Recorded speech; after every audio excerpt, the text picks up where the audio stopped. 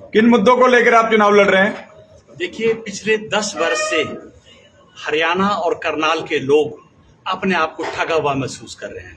Bharatiya Janata party ने 2014 में जो भ्रामक प्रचार किया था, जो वायदे किए थे, उसके बिल्कुल विपरीत कार्य किया। फॉर एग्जाम्पल, जैसे भारतीय जनता पार्टी ने कहा था कि 2 करोड़ युवाओं को रोजगार मिलेगा, तो भारतीय जनता पार्टी ने भ्रामक प्रचार किया। आज प्रदेश में स्थिति ये है कि युवा बेरोजगार हैं और रोजगार के लिए अपने खेत खलिहान बेचकर विदेशों की तरफ रुख कर रहे हैं।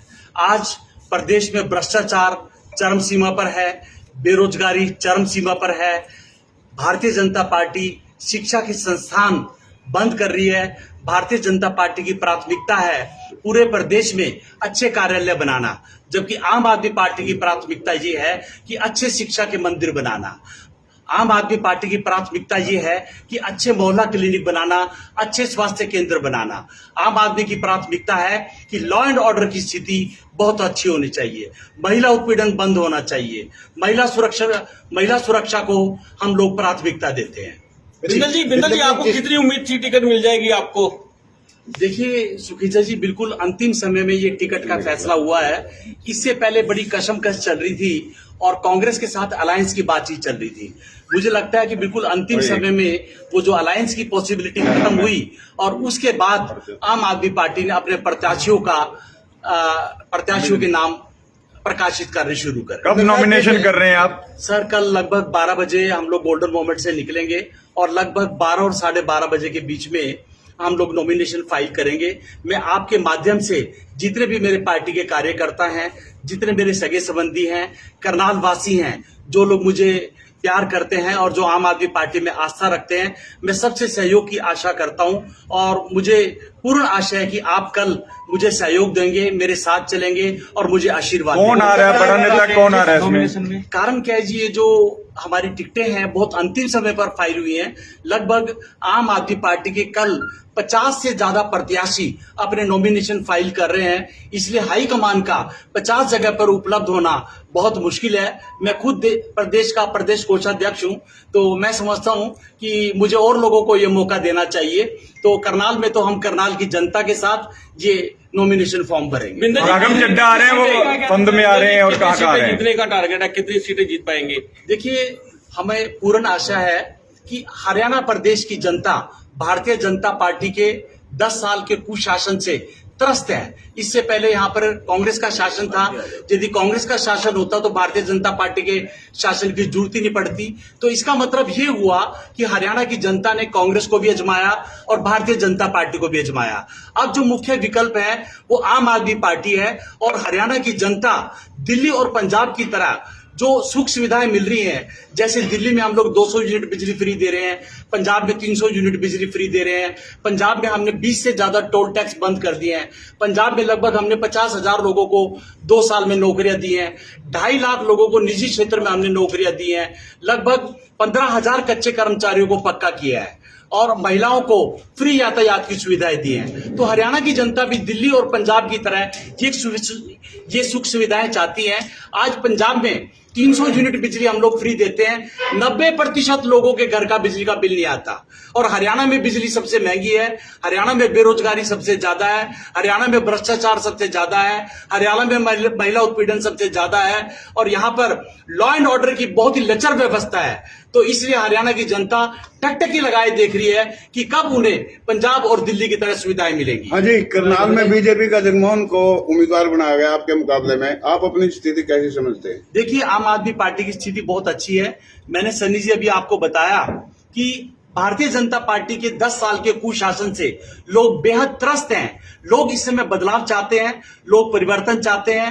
मनोहर लाल जी जहां पर 10 साल विधायक रहे, ना तो यहां पर कोई इन्वेस्टमेंट आई, ना यहां पर कोई उद्योग धंधे मिले, लोग ठगा हुआ महसूस कर रहे हैं। 9.5 साल बाद उनके विधायक यहां से चले जाते हैं, तो ये बेहद दुर्भाग्यपूर्ण बात है।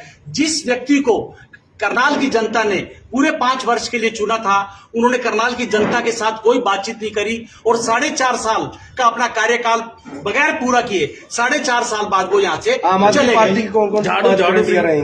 देखिए, आम आदमी पार्टी की जो 5 मुख्य गारंटीज हैं, हम लोग 300 यूनिट बिजली हम लोग यहाँ पे फ्री देंगे। अच्छे शिक्षा के मंदिर बनाएंगे ताकि बच्चों का अच्छा भविष्य बन सके। अच्छे अस्पताल बनाएंगे, मोहल्ला क्लिनिक बनाएंगे। दिल्ली में हमारे 400 से ज्यादा मोहल्ला क्लिनिक हैं, पंजाब में 800 से ज्यादा मोहल्ला क्लिनिक हैं। बेरोजगारी दूर करेंगे और सभी महिलाओं को 1000 रुपए सम्मान राशि देंगे। जो 18 वर्ष से ऊपर की जो महिलाएं हैं उनको 1000 रुपए सम्मान राशि देंगे। मुझे ये कहने में बिल्कुल भी संकोच नहीं है, भारतीय जनता पार्टी भ्रामक प्रचार करती है। भारतीय जनता पार्टी राम का नाम तो लेती है, राम राज्य की बात नहीं करती। मैं इसको ऐसे भी कहता हूं कि मुंह में राम और बगल में छुरी। ये वही पार्टी है जो चंडीगढ़ में वोट चोरी करती हुई पकड़ी गई थी। ये वही पार्टी है जो गौ माता के नाम पर वोट मांगती है और गौ माता के मांस का जो निर्यात करते हैं उनसे भी 8 करोड़ रुपए चंदा लिया। तो ये पार्टी, भारतीय जनता पार्टी का पतन बिल्कुल निश्चित है और इस आगामी चुनाव में आम आदमी पार्टी का आना 100% तय है। हमारा जो मुख्य मुकाबला है वो कांग्रेस और आम आदमी पार्टी से है।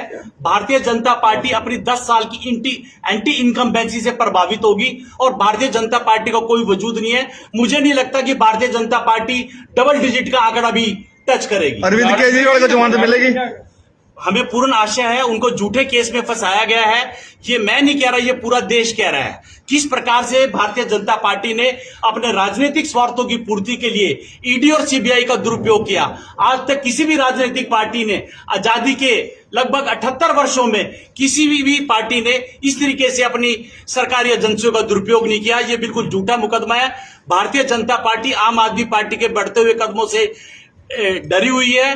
भारतीय जनता पार्टी ने झूठे मुकदमे में हमारे राष्ट्रीय संयोजक को जेल में डाला। करनाल से जो विधायक बनेंगे तो करनाल के लिए क्या नया करेंगे जो सीएम साहब नहीं कर पाए यहाँ पर? देखिए, मुझे ये कहने में बिल्कुल भी संकोच नहीं है कि मनोहर लाल जी 2 बार करनाल से विधायक बने पर करनाल की जनता को ना तो विधायक का सुख मिला और ना ही मुख्यमंत्री का सुख मिला।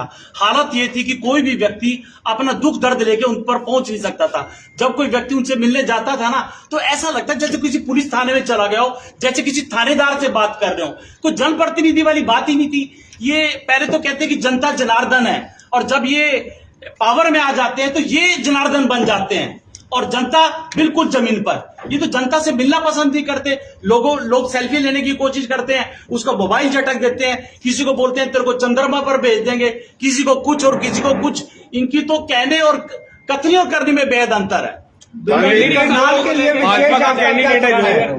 के लिए विशेष सपना क्या है आपका? देखिए, भारतीय जनता पार्टी के 10 साल के कुशासन से करनाल के लोग बेहद त्रस्त हैं।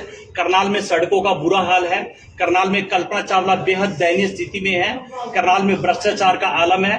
करनाल में जो इस समय लॉ एंड ऑर्डर की जो स्थिति है वो बेहद खराब है।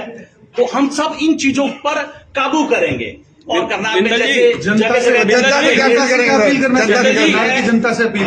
मैं जनता से यही अपील करना चाहता हूं, यदि भारतीय जनता पार्टी के 10 साल के कुशासन से आप छुटकारा पाना चाहते हैं, यदि आप चाहते हैं कि आपके बच्चों के लिए अच्छे स्कूल बने, यदि आप चाहते हैं कि आपके बच्चों को अच्छा रोजगार मिले, यदि महिलाएं चाहती हैं उनको 1000 रुपए सम्मान राशि मिले, यदि आप लोग चाहते हैं कि आपके लिए अच्छे स्वास्थ्य के केंद्र हों, अच्छे मोहल्ला क्लिनिक हो, तो इस बार आम आदमी पार्टी को मौका दें। बिंदल जी बड़ा सवाल है। बिंदल जी बड़ा सवाल ये है कि भाजपा ने जो कैंडिडेट यहाँ से उतारा है उसका विरोध चल रहा है, कितना जायज मानते हो?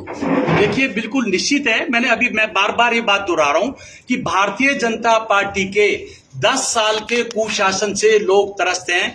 ये जगमोहन आनंद जी वही हैं जो मीडिया कोऑर्डिनेटर थे।